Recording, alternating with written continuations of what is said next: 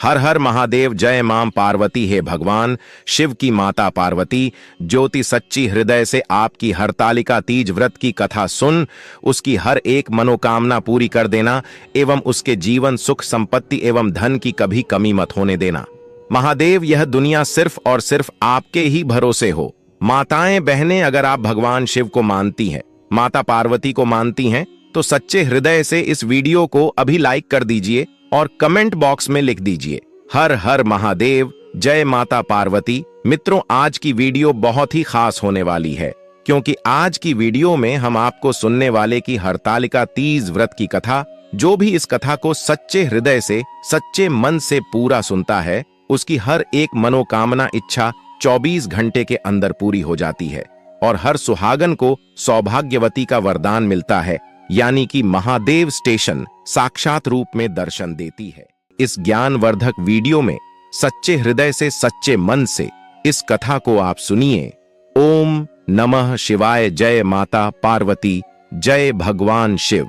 हरतालिका तीज व्रत कथा, जिनके दिव्य केशों पर आकम के फूलों की माला शोभा देती है और जिन भगवान शंकर के मस्तक पर चंद्र और गले में मुंडों की माला पड़ी हुई है, जो माता पार्वती दिव्य वस्त्रों से तथा भगवान शंकर दिगंबर वेश धारण किए हैं, उन दोनों भवानी शंकर को नमस्कार करता हूं। कैलाश पर्वत के सुंदर शिखर पर माता पार्वती जी ने महादेव जी से पूछा, हे महेश्वर, मुझसे आप वह गुप्त से गुप्त बातें बताइए जो सभी के लिए सरल और महान फल देने वाली है। हे नाथ, यदि आप मुझसे प्रसन्न हैं तो आप मुझे दर्शन दें।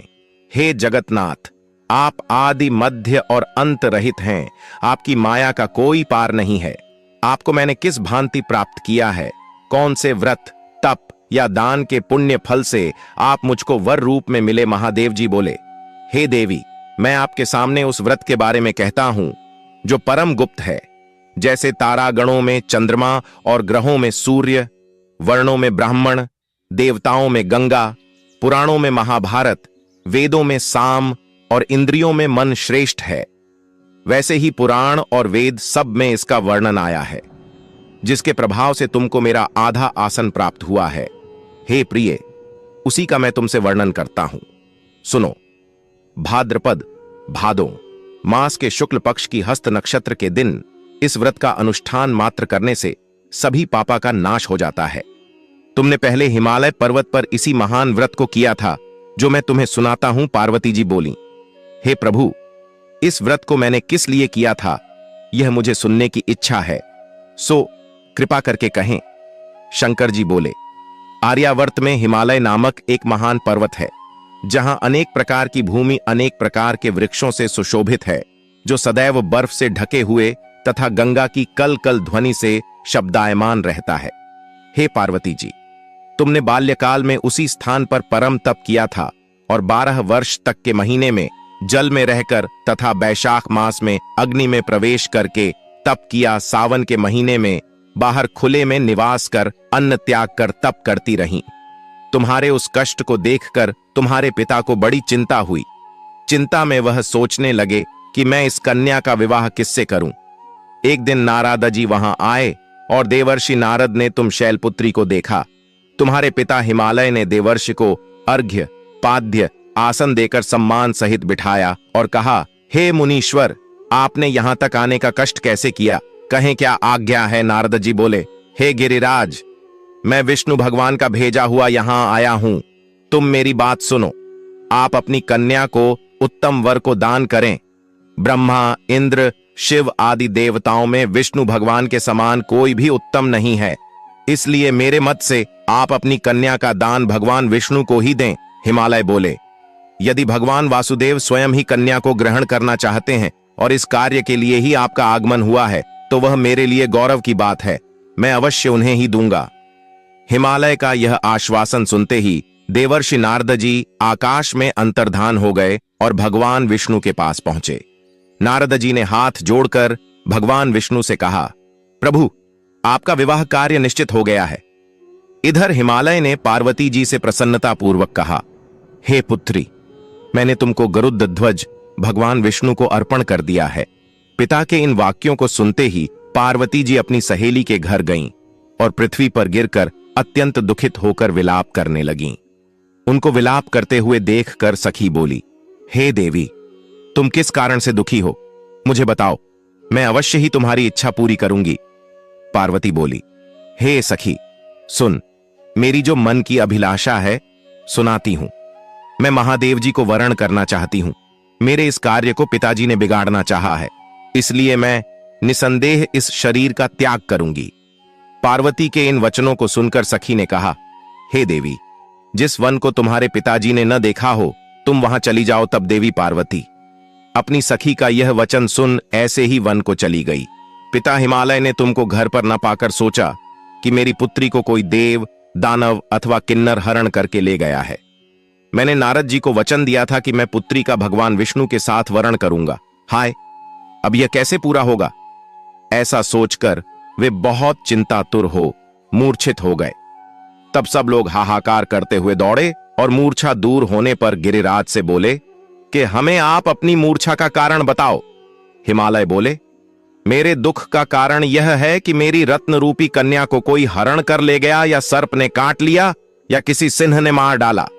वह न जाने कहां चली गई, या उसे किसी राक्षस ने मार डाला है। इस प्रकार कहकर गिरिराज दुखित होकर ऐसे कांपने लगे जैसे तीव्र वायु के चलने पर कोई वृक्ष कांपता है। तत्पश्चात हे पार्वती, तुम्हें गिरिराज साथियों सहित घने जंगल में ढूंढने निकले। तुम भी सखी के साथ भयानक जंगल में घूमती हुई वन में एक नदी के तट पर एक गुफा में पहुंची। उस गुफा में तुम आनी सखी के साथ प्रवेश कर गईं, जहां तुम अन्न जल का त्याग करके बालू का लिंग बनाकर मेरी आराधना करती रहीं। उस समय पर भाद्रपद मास की हस्त नक्षत्र युक्त तृतीया के दिन तुमने मेरा विधि विधान से पूजन किया तथा रात्रि को गीत गायन करते हुए जागरण किया। तुम्हारे उस महाव्रत के प्रभाव से मेरा आसन डोलने लगा। मैं उसी स्थान पर आ गया जहां तुम और तुम्हारी सखी दोनों थीं। मैंने आकर तुमसे कहा, हे वरानने, मैं तुमसे प्रसन्न हूं, फिर तुम मुझसे वरदान मांग। तब तुमने कहा कि हे देव, यदि आप मुझसे प्रसन्न हैं तो आप महादेव जी ही मेरे पति हों। मैं तथास्तु ऐसा कहकर कैलाश पर्वत को चला गया और तुमने प्रभात होते ही मेरी उस बालू की प्रतिमा को नदी में विसर्जित कर दिया। हे शुभे, तुमने वहां अपनी सखी सहित व्रत का पारायण किया। इतने में तुम्हारे पिता हिमवान भी तुम्हें ढूंढते ढूंढते उसी घने वन में आ पहुंचे। उस समय उन्होंने नदी के तट पर दो कन्याओं को देखा तो ये तुम्हारे पास आ गए और तुम्हें हृदय से लगाकर रोने लगे। बोले, बेटी, तुम इस सिंह व्याघ्रादि युक्त घने जंगल में क्यों चली आई? तुमने कहा, हे पिता, मैंने पहले ही अपना शरीर शंकर जी को समर्पित कर दिया था, लेकिन आपने नारद जी को कुछ और बोल दिया, इसलिए मैं महल से चली आई। ऐसा सुनकर हिमवान ने तुमसे कहा कि मैं तुम्हारी इच्छा के विरुद्ध यह कार्य नहीं करूंगा। तब वे तुम्हें लेकर घर को आए और तुम्हारा विवाह मेरे साथ कर दिया। हे प्रिय, उसी व्रत के प्रभाव से तुमको मेरा अर्धासन प्राप्त हुआ है। इस व्रतराज को मैंने अभी तक किसी के सम्मुख वर्णन नहीं किया है। हे देवी, अब मैं तुम्हें यह बताता हूं कि इस व्रत का यह नाम क्यों पड्डधा। तुमको सखी हरण करके ले गई थी, इसलिए हरतालिका नाम पड़ा। पार्वती जी बोली, हे स्वामी, आपने इस व्रतराज का नाम तो बता दिया, लेकिन मुझे इसकी विधि और फल भी बताइए कि इसके करने से किस फल की प्राप्ति होती है। तब भगवान शंकर जी बोले, सौभाग्य की इच्छा रखने वाली महिलाओं को यह व्रत पूरे विधि विधान के साथ करना चाहिए। व्रत में केले के खंभों से मंडप बनाकर उसे वंदनवारों से सुशोभित करें। उसमें विविध रंगों के उत्तम रेशमी वस्त्र की चांदनी ऊपर तान दें। चंदन आदि सुगंधित द्रव्यों का लेपन करके महिलाएं एकत्रित हों। शंख, भेरी, मृदंग आदि बजावें। विधि पूर्वक मंगलाचार करके श्री गौरी शंकर की बालू निर्मित प्रतिमा स्थापित करें।